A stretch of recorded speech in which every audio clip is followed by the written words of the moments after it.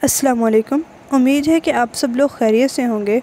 हमारा आज का जो टॉपिक ऑफ डिस्कशन है वो chapter number 3 second year chemistry का जो है वो टॉपिक है, जिसमें हम पिक्यूलर बिहेवियर ऑफ कार्बन को जो है वो स्टडी करेंगे। हम ये देखेंगे कार्बन जो है वो अपने बाकी ग्रुप मेंबर से जो है वो किस तरीके से डिफ़र करती है, इसकी कौन कौन सी प्रॉपर्टीज़ हैं जो इसको इसके बाकी ग्रुप मेंबर से डिफरेंट बनाती हैं। ठीक है, तो सबसे पहले तो हम ये देखते हैं कि कार्बन जो होता है ये नॉन मेटेलिक इन नेचर होता है। ठीक है, और कार्बन और सिलिकॉन जो होते हैं ये दोनों नॉन मेटल होते हैं, और बाकी इनके जितने भी ग्रुप मेंबर्स होते हैं वो मेटलॉइड्स या फिर मेटल्स होते हैं। ठीक है, तो ये भी एक करेक्टरिस्टिक है जो कि कार्बन और सिलिकॉन को इनके बाकी ग्रुप मेंबर से जो है वो डिफ़र बना रही है। बाकी एक इसके अंदर कैटिनेशन की प्रॉपर्टी होती है। तो कार्बन जो है इसके अंदर टेंडेंसी होती है कि ये लॉन्ग चेन कंपाउंड बनाए। जैसे आप लोगों ने ऑर्गेनिक केमिस्ट्री के अंदर देखा होगा कि उसमें कार्बन जो है वो लॉन्ग चेन बनाता है इट्स हेल्प। ठीक है, तो ये जो लॉन्ग चेन बनाने की टेंडेंसी होती है किसी भी कंपाउंड की, इसको आप कैटिनेशन की प्रॉपर्टी जो है वो बोलते हैं। ठीक है, तो कार्बन और जो सिलिकॉन होता है ये दोनों लॉन्ग चेन बनाते हैं। कार्बन जो है वो फर्दर कार्बन के साथ ही फर्दर रिएक्ट करके लॉन्ग चेन बनाते हैं, लेकिन सिलिकॉन जो है वो सिलिकॉन और ऑक्सीजन इस तरीके से जो है वो लॉन्ग चेन बनाता है। ठीक है, तो ये जो है इसकी कैटिनेशन की प्रॉपर्टी होती है कार्बन और सिलिकॉन के अंदर। नेक्स्ट जो है, अगर आप इसके ऑक्साइड का स्ट्रक्चर देखें कार्बन के ऑक्साइड्स का, तो इसमें ये जो है वो हमारे पास 3 तरह के ऑक्साइड्स बनाता है। एक होते हैं कार्बन मोनोऑक्साइड, कार्बन डाइऑक्साइड और कार्बन सब ऑक्साइड। ठीक है, सब ऑक्साइड का फॉर्मूला होता है C3O2। अब हम वन बाय वन इनको देखते हैं कि ये कैसे होते हैं।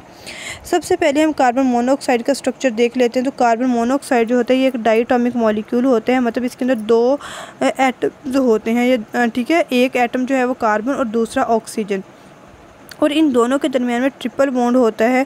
और ठीक है, तो जैसे ये स्लाइटली पोलर भी होता है क्योंकि कार्बन और ऑक्सीजन के इलेक्ट्रोनेगेटिविटी का डिफरेंस भी होता है, और इसकी जो इलेक्ट्रॉनिक स्ट्रक्चर है कार्बन मोनोऑक्साइड का उसको हम इस तरीके से रिप्रेजेंट करते हैं। नेक्स्ट, अगर आप कार्बन डाइऑक्साइड का जो है वो स्ट्रक्चर देखते हैं तो वो गैसियस स्टेट में एग्जिस्ट करती है, और वो एक लीनियर मॉलिक्यूल होता है। और इसमें जो एक कार्बन और ऑक्सीजन का बॉन्ड डिस्टेंस होता है 115 पिकोमीटर होता है। और जो सॉलिड कार्बन डाइऑक्साइड होती है इसका जो स्ट्रक्चर होता है वो फेस सेंटर्ड क्यूबिक स्ट्रक्चर होता है, और इसका जो है वो लीनियर स्ट्रक्चर होता है। ठीक है, कार्बन है दरमियान में, लेफ़्ट साइड पे भी कार्बन है और राइट साइड पे भी कार्बन, ऑक्सीजन है और राइट साइड पे भी ऑक्सीजन है और लेफ़्ट साइड पे भी ऑक्सीजन है। ठीक है, तो इस वजह से इसका लीनियर स्ट्रक्चर होता है, तो इसका डाइपोल मोमेंट जो है वो 0 होता है। फर्दर अगर हम सिलिकॉन डाइऑक्साइड की बात करते हैं तो सिलिकॉन डाइऑक्साइड जो है इसको हम सिलिका भी बोलते हैं, जो कि जिसका जो है वो कॉमन और मोस्ट इम्पॉर्टेंट कंपाउंड जो होता है वो सिलिकॉन होता है। ठीक है, सिलिका के अंदर हर सिलिकॉन एटम जो है वो टेट्राहीड्रली 4 ऑक्सीजन के साथ अटैच होते हैं और 4 ऑक्सीजन एटम के साथ अटैच होते हैं, और हर ऑक्सीजन एटम जो होता है वो फर्दर 2 सिलिकॉन नेबर्स के साथ जो है वो अटैच होता है। ठीक है, तो ये हमारे पास जो है वो सिलिकॉन डाइऑक्साइड का स्ट्रक्चर होगा। फर्दर हम क्वार्ट्ज की बात कर लेते हैं। तो जो कॉमन क्रिस्टलाइन फॉर्म होती है सिलिकॉन डाइऑक्साइड की, वो एक hard brittle refractor colourless solid होता है, जिसको जो है वो जो कि कार्बन डाइऑक्साइड से डिफ़र करता है। ठीक है, और इसमें जो है दोनों कार्बन और सिलिकॉन दोनों जो है वो अपने 4 इलेक्ट्रॉन को यूटिलाइज़ करते हैं जो कि उनके वैलेंस शेल में होते हैं, और इसे 4 कोवेलेंट बॉन्ड्स जो हैं वो बनाते हैं।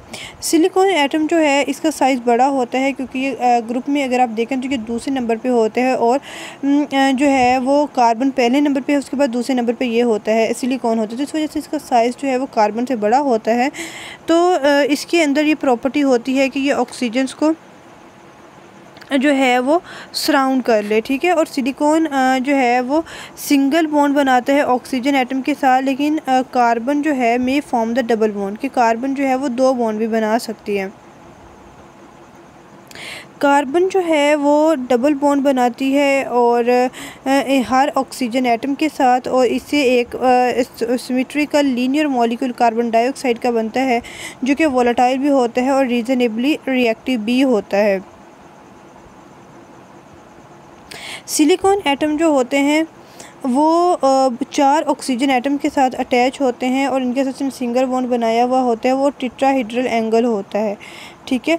और इसका जो स्ट्रक्चर होता है वो 3 डायमेंशन स्ट्रक्चर होता है और इससे एक continuous joint silicon oxygen network बनता है, ठीक है, जो कि मैसिव सिलिकॉन डाइऑक्साइड क्रिस्टल होता है। और इसका जो इंटीरियर होता है सिलिका नेटवर्क का, उसके अंदर सिलिकॉन एटम जो है वो टेट्राहेड्रली 4 ऑक्सीजन एटम के साथ बॉन्ड होता है और हर ऑक्सीजन एटम जो है वो 2 सिलिकॉन एटम्स के साथ अटैच होता है। मतलब एक सिलिकॉन जो है वो 4 ऑक्सीजन के साथ अटैच होगा, लेकिन हर ऑक्सीजन जो है वो 2 सिलिकॉन एटम के साथ अटैच होगा।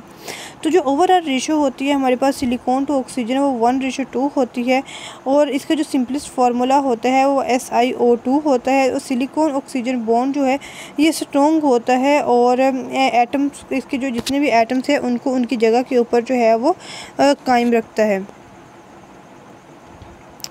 और अगर इसकी वेरियस क्रिस्टलाइन फॉर्म के हवाले से बात की जाए सिलिका की, तो सिलिका जो है इसके अंदर एक रेगुलर डेफिनेट क्रिस्टल लैटिक्स का स्ट्रक्चर होता है, ठीक है, और जो कि एक स्पेशल स्ट्रक्चर है। तो रेगुलर टेट्राहेड्रल अरेंजमेंट जो होती है 4 ऑक्सीजन एटम की अराउंड सिलिकॉन, वो क्रिस्टलाइन फॉर्म बनाती है, ठीक है। लेकिन जो SiO और silicon oxygen silicon bond angle होता है और इसकी जो रोटेशन होती है ईच सिलिकॉन ऑक्सीजन बॉन्ड की, वो पॉलीमेरिक स्पीशीज़ के अंदर जो है वो डिफ़र करती है। तो यही हमारा आज का लेक्चर था। आई होप कि आपको समझ आ गया होगा। If you have any query then you can ask freely in the comment section. अल्लाह हाफिज़।